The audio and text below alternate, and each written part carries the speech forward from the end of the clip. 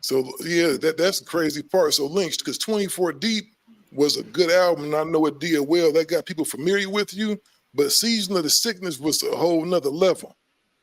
And just the stuff that you were saying on there, just the commentary, and then they had the thing to where the boy in Texas had did all that stuff to his take the roommate. CD to his chest. Yeah. Yeah, man. My Black Market threw me under the table with that shit though. That fool got me on that show, bro, and let old girl just go in on me. Didn't warn me about shit. You know what I mean?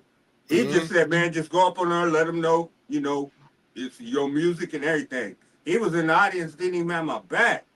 Nigga threw me under the bus with that shit. Well, you know what it was, man? Him as an executive, because see, me being part talent, part executive, a dude to do a lot of executive stuff, what he was looking at was like, man, this is good advertising. Somebody don't kill somebody, and this, you know, and they saying that the pastors. We had that talk. We had that talk. You know, and it's because of this and everything, because I'm not gonna lie, when I first heard Season of the Sickness, first of all, the one thing about it, this is what I want to say first and foremost. Whether you talking about eating babies or doing whatever or getting high, you saying that shit in the level that's so creative, dog, to where it's like he's saying some mania ass shit, but that motherfucker can rap. Bro, let me tell you where that baby shit came from, just to be clear. It's abortion, bro. I started, you know, my first baby mama, you know, I got an abortion with her. Started talking about, you know, and I just used it as a metaphor. You know what I mean? It blew up, bro, unexpectedly. You know what I mean? To where a nigga just kept putting it in his shit. You know what I mean? You know but what? It came from a simple abortion, though. That's dope, because I'm a dude that studies lyrics, and I figured people take stuff so proverbial and so literal sometimes, right? I said, man, I think dude is talking about abortion or something like that. That was my first thought. You know, I didn't think he was really out there eating babies. You know, yeah, man, I ain't never said that before either. That's dope, dog. So we got something here first. We breaking news on here, That's what we do when it comes to the real street shit. You know what I'm saying? We on here breaking news, man. And so, you know, you got to tell me your life started changing something, at least with the shows. I'm pretty sure you was getting booked every weekend when Season came out. Oh, yeah. Season, I felt like I was in there. You know what I mean?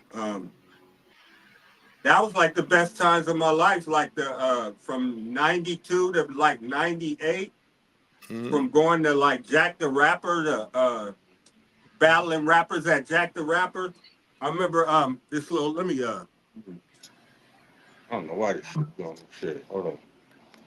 But a little story real quick. It was about 93. We went to Jack the Rapper. That's when I saw a gang of people. I met Patti LaBelle. She was cool. I saw Snoop and them niggas. Death Row came deep. I was hoping to see Eiht because he was my favorite rapper at the time. You know what I mean? So, but I didn't see you. But I know you was there, though. Yeah, I think I went to maybe one or two Jack the Rappers, but I was only there for like a day, and then we would cut out because most of the time I would come through because we would be on the road. And so the record company would bring me through for like a day or something, do an event, and then usually I was gone the next day. I didn't like doing the conventions anyway because I was anti-social nigga. I didn't like being around a gang of motherfuckers. Oh, you was? Oh, you are. I am now. I'm still the same. Yeah, I don't like being around a gang of motherfuckers. I get in and get out. That was my type of shit. I still do that shit today. Whether I go on the road, shit, I be at work at the podcast. Motherfucker be, soon as the camera's cut off, I'll be like, all right, later. Niggas be sitting around chit-chatting and smoking, shooting the breeze. Still, no, nigga, I grab my bag and I'm out the door. I take the one picture. I'm laughing. And I tell a nigga, I'm out. I'll see y'all later. And it has nothing to do with you know, it has nothing to do with people in general, but shit, I'm more comfortable when I'm around my familiar shit. And a lot of times that's just my damn self being at home. You get me? Going out there, being on the motherfucking road, you know, especially when you come from the environments we come from. I kind of like, you know, shelter myself off and shit. I mean, when we just went to this big motherfucking podcast convention, everybody coming in, and first thing they saying, you doing typical West Coast nigga shit. Nigga up in the corner against the wall, arms crossed, just looking at everybody. So, I mean, that's just the way I came up. You know what I'm saying? Shit. Hey, bro, you can ask Frank. I'm the same exact way. Ask Frank. Man. He'll tell you. And that's what I figured, Lynch. And you know, that's why I was, ever since I've been dealing with Eiht, that's the one thing I tell people. I say, don't take him being kind of an introvert as him being like he don't mess with you with nothing like that. He's just a very direct dude. He's not going to do a lot of conversating or deliberating. Once he gets to know you, I would say now I talk to Eiht a lot more. Our conversations, they ain't 20 seconds no more. They probably 2 or 3 minutes. But he'll talk to me now because we have a relationship now. We know each other. You feel what I mean? And to be honest with you, Eiht is just a very well-rounded dude. And that leads me into my next question. When you was writing the lyrics, you already said that the baby stuff was a metaphor for abortion, right? Yeah. I hear a lot of things that you did lyrically back then, man. You was getting a lot of stuff off your chest. Oh, yeah. I mean, I'm a recluse too. Like, you know, I'm a recluse. You know, I'm always by myself, bro. So it's like anything I put on my album, I don't, you know, whether it's about my mom being a crackhead or whatever, it's just my therapy. So I don't really care what I say. You know what I mean? I'm careful. I'm more careful these days because I guess that came with the age. But back then, shit, as long as I got to say it and people was feeling me, you know what I mean? I didn't really care. Well, what you really did with Season of the Sickness for me really did was it exemplified hip hop and the young, angry angst of a black man in the urban community going through PTSD and all that. It seemed like you was just unloading. Bruh, like, who else was I going to talk to? You know what I mean? Shit. Exactly. So, Season is jumping off.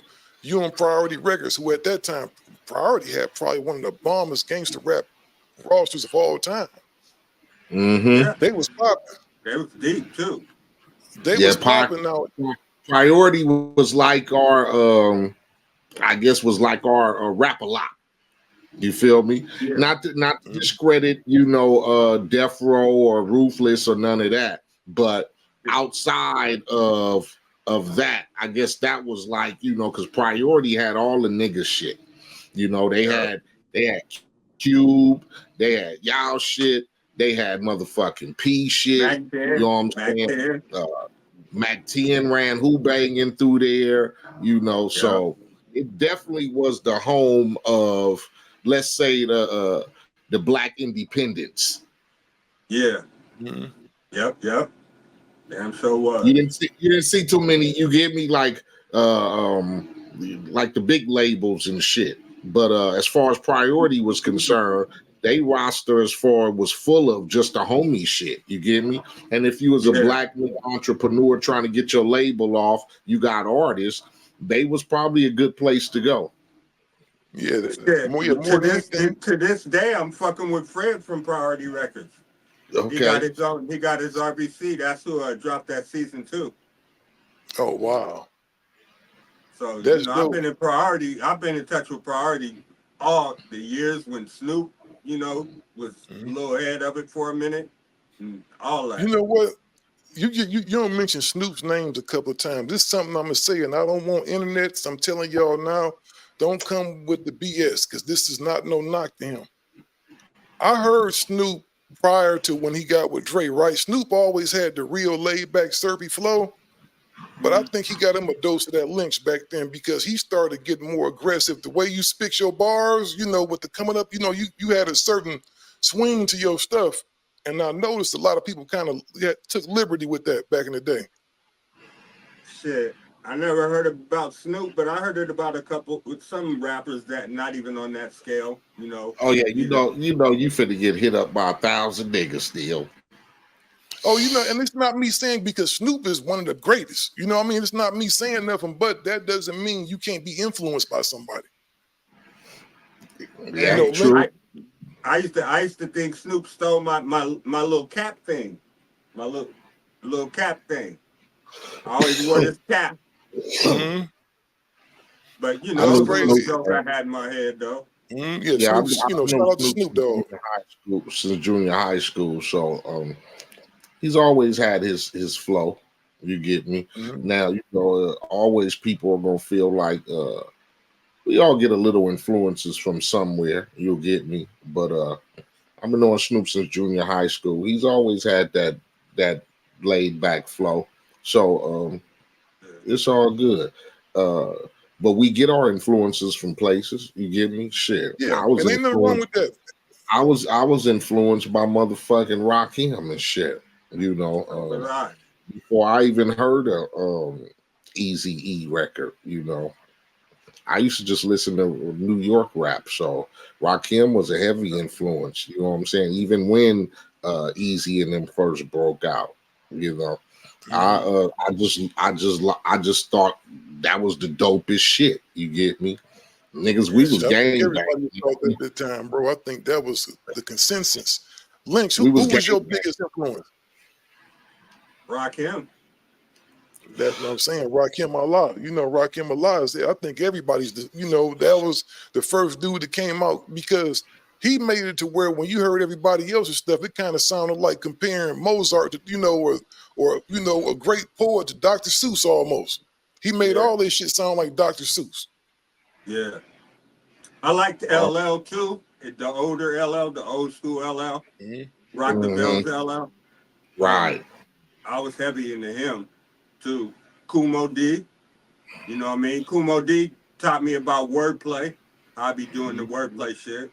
You know what I mean? So I got influenced. But Rakim, when he came, he made my wordplay. Like he made me get up on the wordplay thing. Rakim basically just put us in a different room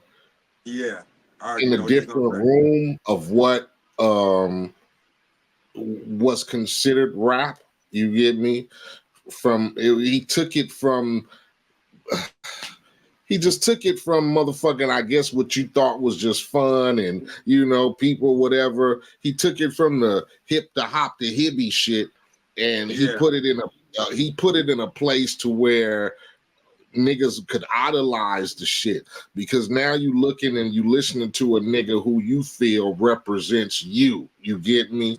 You get we had Grandmaster Flash and Curtis Blow and the Fat Boys and all that, but being West Coast niggas and gang banging, we just thought we just had a different identity. You feel me? And I guess when Rakim came out, with the sweatsuits and shit and the big dookie gold chains, and you seen a gang of niggas hanging at the park, sitting on the benches and shit like that.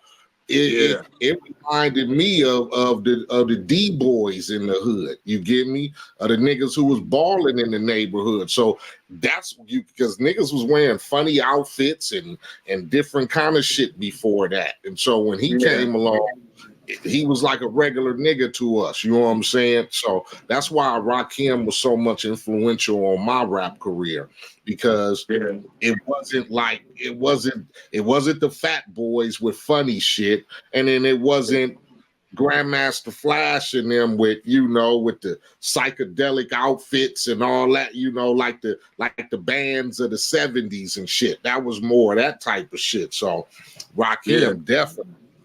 Well, you know what? You can't forget with Grandmaster Flash and them. They did have a message.